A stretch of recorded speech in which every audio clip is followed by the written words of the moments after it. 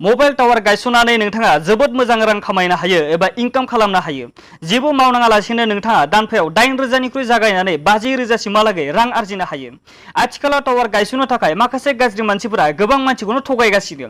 गोबां मानसियानो police स्टेशनाव complain हैबाय थायोदि बिथांनि खाथियाव सोरबा टावार गायसननो फैदोंमोन, बिनि थाखाय रांबो आरो डकुमेन्टफोरखौबो लानानै थांबाय होननानै, नाथाय बेनि उनाव दासिमबो फैफिनासै होननानै। आरो जुदि नोंनाव सोरबा बिदि मानसि फैयो बा आंनो एडभान्स हरगो, आं टावार गायसनना होगोन, अब्ला नों मिथिदों जे बे सासे 2 नाम्बार गाज्रि सुबुं एबा बियो नोंखौ थगायनो जुजिदों। आरो खायसेखौ मालाबा कल खालामनानैबो टावार गायसननायनि मुङाव हानि डकुमेन्ट बिहरनाय बायदिबो खोनायो। बैफोर गासिबो नङा। बैफोरनि थाखाय नों पुलिस स्टेशनाव कमप्लेन होनो हायो। मानोना टावार बानायग्रा कम्पानिया मालाबाबो नोंनिफ्राय रां लाङा। जेसेबां खरसा जायो बेखौ कम्पानिया उनाव आरजिनाय रांनिफ्राय सख'नानैसो लायो। कम्पानिया नोंनाव फैया, नोंसो कम्पानिखौ एप्लाइ खालामनांगौ जायो।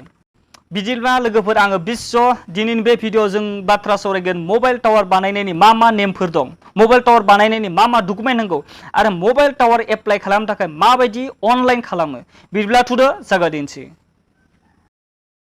आरो नोंथाङा जोंनि भिडिअखौ दिनैसो नायसंदोंब्ला लाइक खालाम, चेनेलखौबो साबस्क्राइब खालाम आरो लोगोसे खाथिनि बेल आइकनखौबो थुनानै अलाव होनानै ला।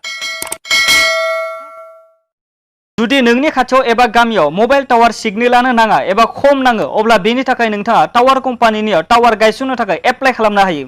एप्लाइ खालामखांनायनि उनाव टावार कम्पानिया नोंनो मोनसे पिन हरगोन आरो नोंनि जायगाखौ नायफैगोन। उनाव बिदिनो गासैखौबो नायजोबना टावार बानायनो बिसोरो जागायगोन। मबाइल टावार बानायनो जेरै टेलिकम कम्पानि जिअ', एयारटेल, भडा बायदिफोरजों सोमोन्दो लानायनि गोनांथि गैया। बेनि थाखाय नोंथाङा थार्ड पार्टी मबाइल कम्पानि जेरै Indus tower, Bharti Infratel limited, American tower बायदि टावारफोरखौ सोमोन्दो लाखिनायनि गोनांथि दङ। थुदो जों दा सावरायदोंसै मबाइल टावार बानायनायनि मा नेमफोर दङ। जुदि नों नोंनि न'नि सेरावनो मबाइल टावार बानायनो सानदों, अब्ला न'नि खाथियाव 500 स्कुवेर फिट जायगा हगारना होनांगोन।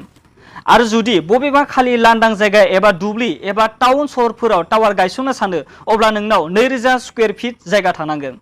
आरो जुदि नों गामियाव टावार गायसननो सानो, अब्ला 2500 स्कुवेर फिट जायगा थानांगोन। टावार बानायनायनि थाखाय मोनबो कम्पानिया रां थाइसेबो लाया एबा जिखिनिया बानायनायाव खरस थाङो बेखौ खामायनाय रांनिफ्राय दाननानै गावसोर लायो। मेडिकेल खाथियाव एबा मेडिकेलनि 100 मिटार गोजानावसो टावार गायसननो हायो। आरो टावार गायसननो नागिरनाय समाव बिनि खाथिनि मानसिफ्रा हेंथा एबा कमप्लेन होयोब्ला टावार कम्पानिया बैफोर टावारखौ गायसना। दा जों सावरायनोसै टावार खुन्था गायसननो थाखाय मा डकुमेन्ट नांगौ। गिबियाव गोनांथि जायो इन्स्ट्राक्सन सेफ्टि सार्टिफिकेट। बे सार्टिफिकेटआ बेखौनो दिन्थियो जे नोंथांनि बिल्डिं एबा न'आ मजबुत नंगौना नङा। बिदिया जागोन जेब्ला नों बिल्डिंनि खाथियाव टावार गायसनो। नैथियाव गोनांथि जागोन एनअसि एबा एनइसिखौ हानि बिगोमा एबा बिल्डिंनि बिगोमानिफ्राय नो अबजेक्सन सार्टिफिकेट लानायनि गोनांथि जायो। आरो मोनसे एनअसि गोनांथि जाबावगोन मिउनिसिपालिटिनिफ्राय। बेनिफ्राय जोङो एनअसि लानायनि गोनांथि दङ। ब्रैथियाव बन्ड पेपार एबा एग्रिमेन्टनि गोनांथि जागोन, जाय नोंथां आरो कम्पानिनि गेजेराव जागोन। थुदो जों दा सावरायदोबावनि मबाइल टावारनि थाखाय अनलाइन एप्लाइ माबायदि खालामो। मबाइल टावार बानायनो थाखाय इन्डियायाव गोबां कम्पानिफोर दङ, नाथाय बेनिनो गोबाङानो फेक एबा नंखायबो जायो। बेनि थाखाय थार कम्पानिखौ सोमोन्दो लानांगोन। बे भिडिअ' मोनथाम कम्पानिनि बाथ्रा सावरायगोन। गिबिया जादों इन्डास टावार, नैथिया जादों भारती इन्फ्रेटेल लिमिटेड आरो थामथिया जादों आमेरिकान टावार। इन्डास टावार बियो इन्डियानि बयनिख्रुइबो गिदिरसिन टावार, जायखौ इन्डियायाव बेनि गोबां अफिसफोर दङ आरो बेनि हेड अफिसा गुरगावआव दङ। बे कम्पानिनि गेजेरजोंबो नोंथाङा टावार गायसननो हागोन। नैथि कम्पानिया जादों भारती इन्फ्रेटेल कम्पानि। बे कम्पानिखौ सुनील भारतीया गावनि सानै बिदा फंबायजों लोगो नांना बानायदोंमोन। बे कम्पानिखौ एटेल आरो बिटेल मुंजों बांसिन मिथिनाय जायो। हादरनि गासै मोन 18 रायजोआव आरो मोन 11 टेलिकम फिल्डआव बिनि 32,000निख्रुइ बांसिन बे कम्पानिनि टावार लुफुंनाय दङ, जाय सानफ्रोमबो बारायगासिनोसो। थामथि कम्पानिया जादों एटिसि एबा आमेरिकान टावार कॉर्पोरेशन। बेबो मोनसे थार कम्पानि। नोंथाङा बे कम्पानिनिफ्रायबो टावार गायसननो हायो। थुदो जों दा सावरायदिनसै टावार गायसननानै बेसेबां रां खामायनो हायो। टावार गायसननानै बेसेबां रां खामायनो हायो बियो नोंनि जायगानि सायावसो सोनारो। थेवबो नों 8,000निफ्राय 50,000सिम दानफायाव रां खामायनो हायो।